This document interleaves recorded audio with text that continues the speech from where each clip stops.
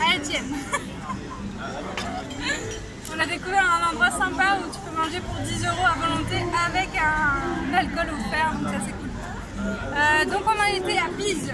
Alors Pise, on a essayé le stop, figure-toi, et oui, mais on s'est bien planté la gueule parce que donc au début on a bien galéré. Marco il est passé en scooter, il nous a fait hey coucou les gars, vous galérez, on a fait oui, il est reparti. Après on a été, en fait on a réussi à rejoindre une aire d'autoroute et ça c'était vraiment top, sauf qu'il y a l'espèce de contrôleur des autoroutes qui est passé, donc là on a planqué le panneau sous nos fesses, on a limite sifflé pour faire genre on n'était pas là, tu vois.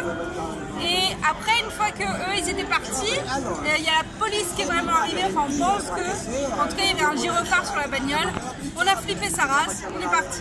Il faut savoir qu'en Italie, t'as pas le droit de le faire sur l'autoroute en fait. T'as le droit de le faire où tu veux, mais pas sur l'autoroute. Même sur les aires d'autoroute, ça marche pas. Et tu peux avoir une grosse amende. On connaît des gens qui ont eu une grosse amende. Donc voilà, du coup on n'a pas tenté le coup, on a dit bon c'est mort, déjà moi j'étais crevée, on a dit bon allez hop on rentre et on prend le train. Le train il faut savoir qu'en Italie c'est vraiment pas cher. Alors c'est pas cher et c'est facile à frauder. En tout cas pour l'instant on n'a pas eu de mauvaises expériences à ce propos.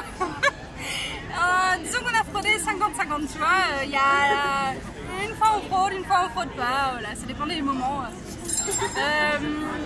Alors, c'est un peu risqué peut-être de le dire comme ça. La police italienne va me repérer maintenant. Ensuite, on est arrivé à Pise. Et là, donc, il faisait nuit quand même parce qu'on a quand même pas mal tendu le pouce, hein, faut le savoir. Hein. Et puis le matin, en plus, on avait eu le gros breakfast qu'on avait vraiment voulu avoir la première journée et qu'on n'avait pas pu avoir. Et là, Marco s'était fait plaisir, on avait toute la confiture qu'on voulait, c'était super bien. Marco, il ressemble un peu d'ailleurs au majordome dans Batman. Ça nous fait beaucoup rigoler ça. Et il est très très gentil, vraiment. Et alors il fait un espèce de italien, franco-anglais. Enfin c'est un peu le mélange de toutes les cultures, mais on se comprenait parfaitement quoi. Et on n'aura pas forcément toujours cette chance dans tous les pays. Et il y a un truc aussi qu'il a dit qui m'a plutôt marqué. Il a dit que à l'hôtel, là où il bosse en fait, il avait remarqué que les enfants des Européens se baladaient un peu partout, à droite, à gauche, et ils les surveillaient pas trop. Et pour eux, les Italiens, c'était très bizarre. Du coup, à noter, parce que moi, je ne m'étais jamais rendu compte de ça. Apparemment, les Français, ils disent oui, il est là, mais je sais pas où il est, mais il est là, tu vois. Et lui, il disait, mais non, mais cherche ton gamin, quoi, tu vois. Et c'est vrai que peut-être qu'on laisse beaucoup d'autonomie, je sais pas. Ensuite, donc on était à Pise, il fait nuit, on voit Pasquale alias Pomme. Il est tout hirsute, avec une grosse barbouille, et sur son profil il y a bien marqué qu'il ressemble à un ours, mais qu'il est très très gentil. Et effectivement c'était le cas, il était très très très gentil, adorable, on a beaucoup discuté avec lui, il parlait très bien anglais, c'est un chercheur en informatique et il fait souvent des conférences en anglais, donc voilà. Et il collectionnait aussi les couches surfeurs, on était son 270e couche surfeur à moitié. Il avait tout un tableau Excel, un tableau avec des images où il y avait tant de couches surfeurs par pays, enfin bref c'était incroyable son truc.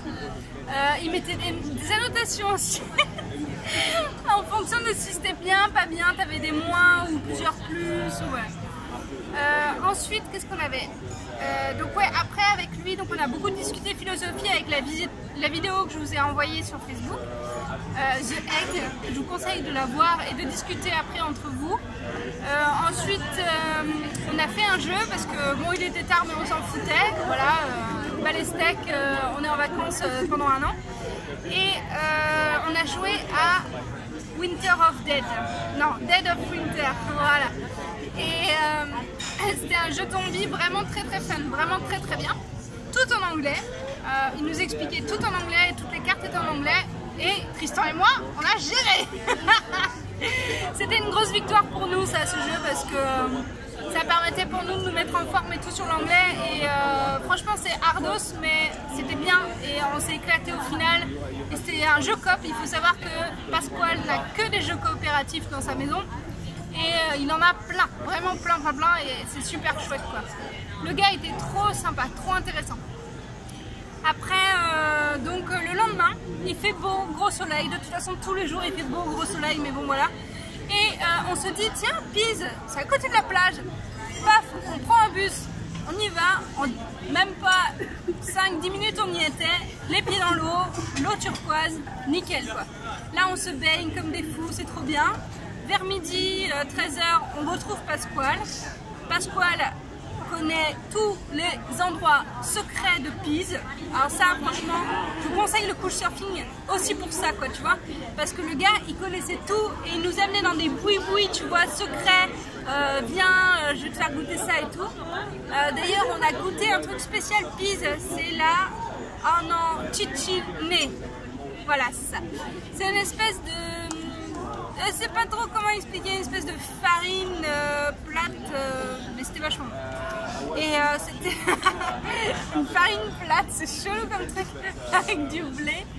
Bah oui, du blé, de la farine, je suis con. Non mais je pourrais pas trop te l'expliquer, je vais essayer de te montrer une image, voilà, et puis tu te débrouilleras avec ça. Et donc on a mangé un sandwich avec de la cicciné et de l'aubergine en dessous. Et voilà, c'était très bon. Et puis après, il nous a tout fait visiter. Alors là, est-ce que je me souviendrai de tout? Il y a certaines anecdotes où on s'est dit avec Tristan qu'il fallait les noter et c'était important. Alors, il a dit tout ça en anglais aussi, hein, c'était chaud.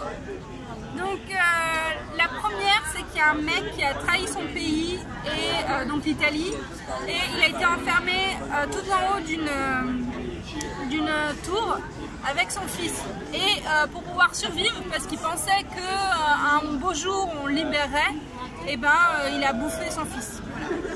Et apparemment il y a une place du coup qui porte le nom spécial pour ceux qui trahissent leur patrie et leur famille. Et donc en référence un peu à ce gars-là. Qu'est-ce qu'il y a d'autre? L'Italie est apparemment un pays où il y a beaucoup d'art et de culture, mais c'est aussi parce que justement c'était un peu leur façon de montrer leur suprématie par rapport aux autres pays. Il y avait, comme on peut y avoir une guerre d'industrie, une guerre un peu de l'art, quoi, qui c'est qui fait le plus beau bâtiment, etc. Et donc c'est pour ça aussi qu'on voit beaucoup de choses très très belles au niveau artistique et technologique, parce qu'il y a vraiment des choses, par exemple il y a tout un objet en acier qui a été fabriqué en un seul moule et en une seule matière. Et ça a été au niveau technologique très impressionnant et au niveau artistique aussi. Donc là vraiment t'en fous plein la gueule aux autres pays, quoi, si tu veux. Quand on a été aussi à la tour de Pise, il faut savoir qu'il y a énormément de touristes, hein, et c'est chiant. Moi j'étais partout dans les photos de tous les touristes et c'est compliqué. Après tu critiques les touristes mais t'en fais aussi partie, hein. Et ce que nous a dit Pasquale, c'est que la cathédrale qui est là, en fait il y a plein de pierres de tous les pays du monde. Pourquoi? Parce qu'ils n'avaient pas assez de thunes pour pouvoir s'acheter cette cathédrale. Et du coup ils ont payé des voleurs pour qu'ils aillent voler dans des bateaux des gros blocs de pierre. Et c'est pour ça que sur ces blocs de pierre, il y a plein de religions différentes ou de pays différents avec des annotations différentes. Ça c'était un truc assez incroyable. Autre anecdote aussi, il n'y a pas que la tour de Pise qui est penchée, en fait il y a plein de bâtiments à Pise qui sont penchés parce que la mer était beaucoup plus près avant de Pise et du coup le sol était un peu plus modulable, quoi, si tu veux. Et donc du coup c'est pour ça, c'est pas du tout la seule qui est penchée, il y a plein d'autres bâtiments qui le sont à Pise. Malheureusement le sol il était très mal constructible, quoi, si tu veux. Et on me dit d'ailleurs que Pise ressemble plutôt à une banane qu'un truc penché, parce qu'ils ont essayé de... Ils ont bien vu que le sol, si tu veux, il s'effondrait, donc ils ont essayé de rajouter une pierre, puis une pierre, puis une pierre, et puis petit à petit, ça marchait toujours pas, mais voilà, ils ont dit what the fuck, c'est joli finalement. Voilà. Aussi sur la place de Pise, en fait, tout est payant, tout. Il y a juste la cathédrale qui est gratuite et encore fais gaffe à ce que tu portes, surtout les nanas, sinon ils te filent un poncho de la honte et tu te balades avec ça dans la cathédrale. Voilà, est-ce que j'ai tout dit, Tristan? Oui, ok. C'était dur de tout retenir. Hein. Voilà. Et du coup, après, on a fait tout ça avec Pasquale. Et puis, on a mangé une glace. C'était très bon parce que lui-même connaît la meilleure glace de Pise. Voilà. Et effectivement, ça l'était. Hein. Il y a très peu de parfums, mais il prend que les parfums excellents en fait. Qu'est-ce qu'il y a d'autre? Et ben après, ah oui, après on n'est pas rentré. Figure-toi qu'à ce moment-là, elle était 18h et qu'on a décidé, Tristan et moi, de visiter une autre ville et de prendre un train pour après retourner à Pise. Voilà, mais cette ville s'appelle Lucca et Lucca mérite une vidéo à part entière.